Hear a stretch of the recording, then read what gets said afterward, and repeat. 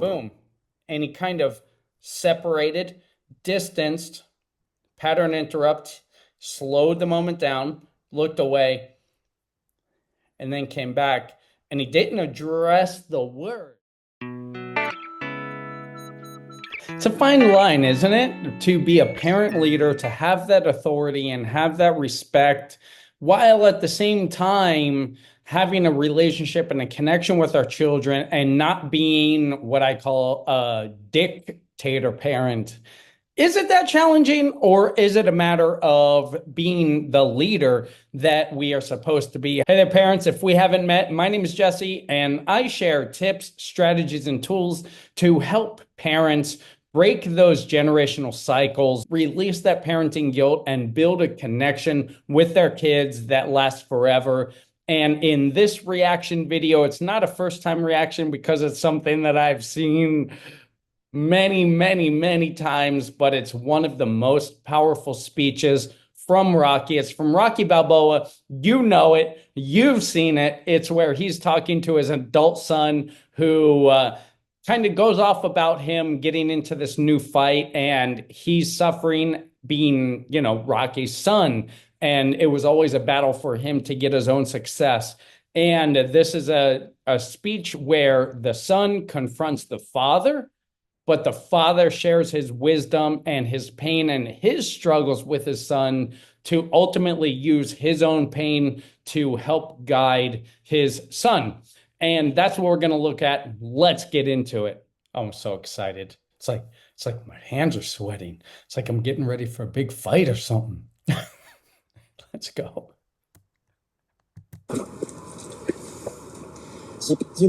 Living with you, it hasn't been easy. People see me, but they think of you. Now with all this going on, this is going to be worse than ever. It don't have to be. No, sure it does. Why? You got a lot going on, kid. Well, my last name? That's the reason I got a decent job. That's the reason why people deal with me in the first place. Now I start to get a little ahead.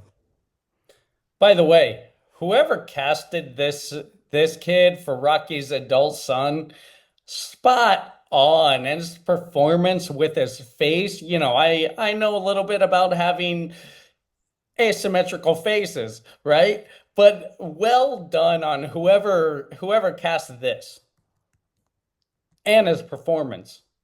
I start to get a little something for myself, and this happens. Now I'm asking you as a favor not to go through with this, okay? This is only going to end up bad for you, and it's going to end up bad for me. You think I'm hurting you? Yeah, in a way you are. It's the last thing I ever wanted to do. I know that's not what you want to do, but that's just the way that it is. Like, look at that face. But anyway, this is very common. When a parent has large success, they do create the shadow under, over their kids. That's just the way that it is. And seems like it feels like a very real kind of conversation to be had. And on one side, you can empathize and you can sympathize with the son. But on the other hand, what Rocky gets into is there's a point where we all have to take what challenges we're faced with and take our own life in our hands. We have to leave the excuses aside, and we have to take extreme responsibility for our decisions and our life and not let other people dictate what we do. Don't you care what people think? Doesn't it bother you that people are making you out to be a joke and that I'm going to be included in that? Do you think that's right? Do you? The one thing I want to mention here is, look at that shot. That shot's so cool. The son, essentially, those are father type words, right? Do you think that's fair? Do you? Right? That's a power struggle right there. That the son is kind of instigating or starting. You can see Rocky's wisdom and his peace and his calm. This is something that we can take whether we have adult kids or toddlers or anywhere in between. That, what we don't see here is that he flares up his shoulders, he flares up his authority and said, "Who are you to talk to me like that? Who do you think you're talking to? We don't see that. And it's easy to pass it off and say, well, he's an adult. But do we have to have that attitude with children? Or can we maintain control of our kids? You know, I hear it all the time. How do I control these kids? We have to control these kids and keep discipline. Kids need discipline. Okay, but where does discipline start? I think there's a big misunderstanding of the word discipline. Discipline is giving yourself an order, telling yourself to do something, and then following through with it. Where does that start? That starts from our example. So here we talk about control. Rocky here, he demonstrates great control. And remember, we talked about with Remember the Titans, he's focused on the goal at hand. And the goal at hand is to maintain control and to be an example here and to give great words of wisdom.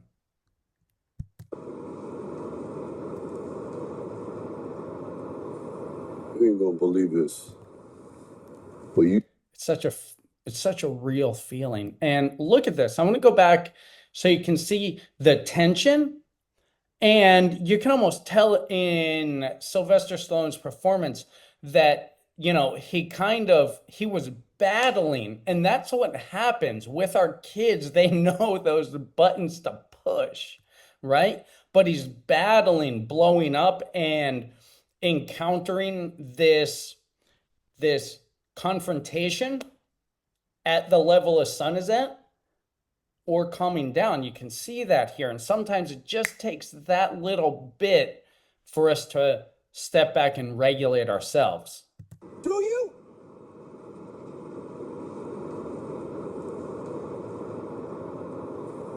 You ain't gonna believe this. I call that a pattern interrupt. And we can use that. I use that with my kids. My kids are still little, but I use that with my kids. I pattern interrupt for myself and I pattern interrupt for them. And right there, it was just his son was raising the tension here and he was given a choice. He was faced with a choice right here. Boom. And he kind of separated, distanced, pattern interrupt, slowed the moment down, looked away, and then came back. And he didn't address the words. He went off about something else, but still related. Look at this. Do you?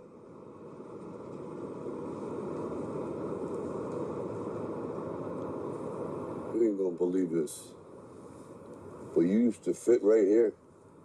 I'd hold you up and say to your mother, this kid's gonna be the best kid in the world. This kid's gonna be somebody. And as you can see here, look at his son's face. Oh, here we go with another, I was so proud of you. But he's not going to take it in that direction. It seems like he's going in that direction, and you can see on his son's face, this is another version, another form of a pattern interrupt, right? You think you know what's going to happen, and you can change it and say, you know, for example, if my kids are fighting with each other or the tension between me and a child is raising, and if I can control myself in that moment and I can hit a pattern interrupt and say, I like what you did with your hair today. If I can control that and sort of like break the pattern, right? There's a wave of communication and energy, and it's raising and escalating. And if you can break that wave and you can break that line of energy and just break it for a second, then that makes it easier to maintain control, right? Better than anybody ever knew. And you grew up good and wonderful. It was great just watching you every day. It was like a privilege. Then the time come for you to be your own man and take on the world, and you did. But somewhere along the line, you changed.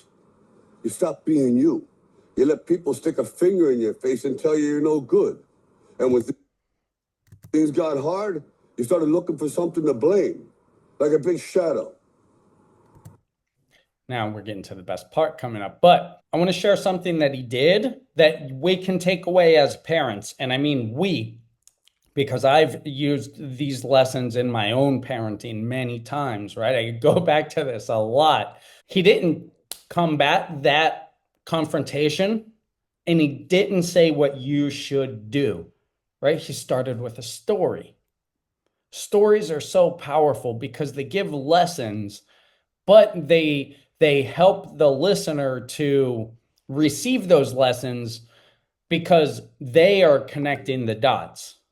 Does that make sense? They're not telling you should. Think about it with yourself, right? If somebody's saying you should do this, you should do that, what does that cause? That causes us to reject whatever you think we should do. But if we're telling a story, like, I can relate that to my life. Let me tell you something you already know. The world ain't all sunshine and rainbows. It's a very mean and nasty place, and I don't care how tough you are, it will beat you to your knees and keep you there permanently if you let it. You, me, or nobody is gonna hit as hard as life. But it ain't about how hard you hit. It's about how hard you can get hit and keep moving forward. How much you can take and keep moving forward. That's how winning is done. So I want to pause this because for one, I'm tearing up, even though I've seen this hundreds of times. But also, the beautiful thing about this scene is the layers in it. Because you, me, everybody, and I'm not quoting that, but you, me, everyone, if you're watching this, you're probably a parent. But at the same time, we are in the place of the father here giving advice to our kids, but we're also in the place of being the son because this lesson applies to you as well as me from the father perspective. Because so many parents, this is where generational traumas and generational cycles happen because as parents, we learn from what we were taught and from what we saw growing up. And then without even thinking about it, we react the same way, especially once tension starts to get high. We think the same things. We feel the same feelings. We have the same perspective about money, about punishment, about interactions with people, about communication, about gossiping, about, if there was addiction in our family, about whatever. We are products of our upbringing. That's just the way that it is. And so many parents don't identify that, don't take the mental and emotional energy it takes to identify that and take steps to change that and change our family story. And that's why I am doing this work on this channel. That's why I do work on my Patreon page and in my other social media to help you, help myself, and help all of us to become aware of those patterns because we can't change something we're not aware of. But we have things in our past. We have things, maybe you have things that you want to do. You have dreams, and some things are keeping you from those dreams, or we think, and we let someone stop us, whether that's, our spouse or our ex or our boss or the story that we tell ourselves. Oh, I can't do that. I just don't have time. I just don't have energy. I just can't do that because I have to take the kids to here. I take the kids there. Oh, because my parents acted this way to me. I don't have money for that. I don't have time. And we make these excuses, and maybe you're thinking to yourself, maybe you're getting triggered by these words and saying, well, yeah, that's easy for you to say. It is easy for me to say because words are easy, but words are cheap. So what are you telling yourself? It doesn't matter what I'm telling you. It doesn't matter the words that I'm telling you. What are these words triggering within you? Because we are the son here. He's talking to me. He's talking to you. That's why this is emotional triggering as well, because When was the last time that you let somebody point a finger in your face and tell you you're not good enough, and then you believed it? When was the last time that you thought, I don't have time for that, I don't have energy, I'm just tired, and you believed it? When was the last time that you thought you wanted to give to your children love and energy and money, but you don't have it for yourself? We need to fill our own cup before we give to our kids. Go for your own dreams. Let your kids see you going for your dreams. Let your kids see you going for success. And you say you don't have time. Is it really time, or is it priorities? I tell this to myself all the time. There are people that started with a lot less that have gone a lot higher than me and than you. He's talking to his son. These are words for us to pass on to our kids. But first, they're words for us to embrace. Not only embrace, but make a change in our own lives. You think? It's about how hard you can hit as hard as life. But it ain't about how hard you hit. It's about how hard you can get hit and keep moving forward. How much you can take and keep moving forward. That's how winning is done. Now, if you know what you're worth, now go out and get what you're worth. But you got to be willing to take the hits and not pointing fingers saying you ain't where you want to be because of him or her or anybody. Cowards do that, and that ain't you. You're better than that. How many times have you heard parents say, I would love to be XYZ, but I don't have time? And then at the end of the day, we blame our circumstances, blame our upbringing, blame our kids, blame our ex, blame our spouse, blame our boss, blame our job, blame time, blame life. At some point, we've got to enact extreme ownership for our lives, for what we want. And it doesn't take a lot. Take one step toward what we want. Every day, just 1% better every day. 1% closer to what we want. Sometimes it might not even be, maybe you've been thinking about your kids so much that you don't even know what you want. Maybe that's your first step. Focus on you and think, what do I want? Oh, well, Jesse, I don't have time for that. Okay, maybe you don't. Maybe your life is so busy and so hectic, and maybe that's true. Maybe it's not only an excuse. Maybe it's reality for you. Maybe that's true. Okay, you're right. Now what? We all have a past. We all have an upbringing. We've all had traumas in our lives. Are you going to be bound to those traumas? Am I going to be bound to those traumas? Or am I going to move forward? This is a lesson that we need to learn for ourselves in order to pass those on to our kids. Does that make sense?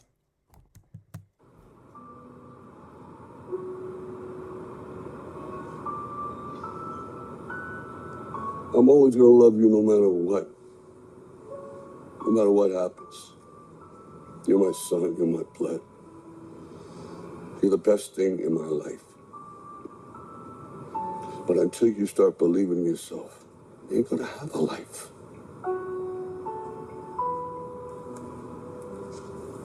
Don't forget to visit your mother. You ain't going to have a life.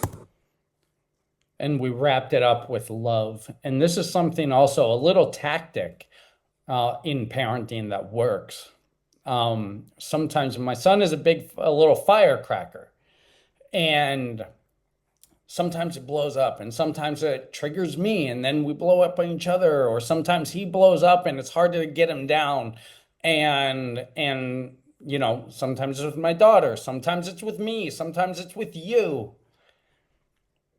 And something that works, I've found more times than it doesn't work, is I'll give you two things. One is first, a pattern interrupt. And sometimes I use a pattern interrupt. I just use silence.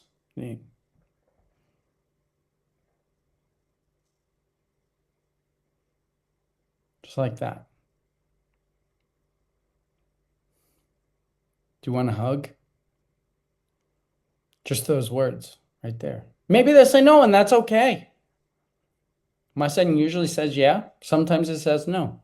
But at least he knows that the offer was there. The other tactical thing I want to say is this happened just the other day. He was fighting with his sister and everything. And, I spoke with him, you guys did this and this happened and this happened. But I love you very much. And she loves you very much. And sharing that love and the connection that happened in that moment. And it's not just like a passing, yeah, I love you, but like a meaningful, I love you very much. Those words are so powerful, especially when there's heart behind it. Those are two tactical things that I wanted to share with you. But this was the scene. Let's go back. I got a little fired up at that part. I got a little fired up. Rocky does that to me, and it probably does that to you too. But I wanted to share a little bit about maybe a little different perspective than you have thought about, maybe a little different perspective than maybe you were expecting. I'm hoping from, especially if you've stuck around till now. I appreciate you for staying here. I appreciate you for being on this channel, for taking and consuming content like this in order to break those chains of our generational cycles. As I said, we learn from what we saw growing up. Maybe it's our neighbors, maybe it's our family, maybe it's our friends at school, maybe it's whatever, but we are a product of that environment. And yeah, maybe your upbringing wasn't the best. Maybe mine wasn't the best. Maybe all of these stories that you're telling inside your head, maybe they were true. Maybe it happened. Maybe you were behind the eight ball and that's just the hand you were dealt. Now what?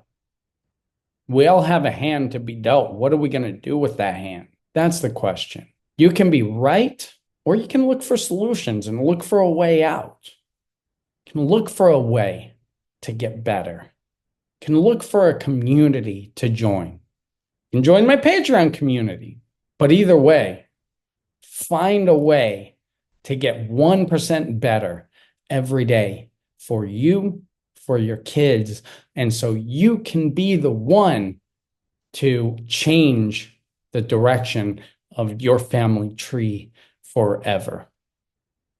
I'll see you in the next one.